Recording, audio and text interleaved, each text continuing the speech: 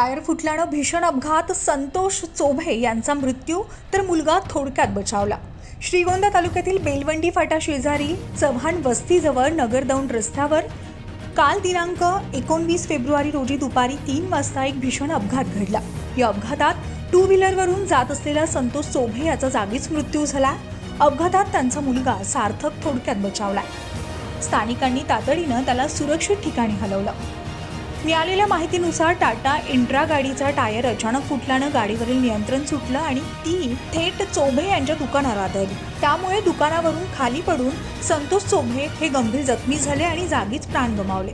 अपघातानंतर टाटा इंट्रा गाडीनं पेट घेतला आणि ती पूर्णपणे जळून खाक झाली। गाडीचा चालक अपघातानंतर घटनास्थळावरून फरार झाला असल्याचं सांगण्यात येत आहे। या घटनेमुळे परिसरात हळहळ व्यक्त करण्यात येते आहे। पोलिसांनी घटनास्थळी पंचनामा करून पुढील तपास सुरू केलाय।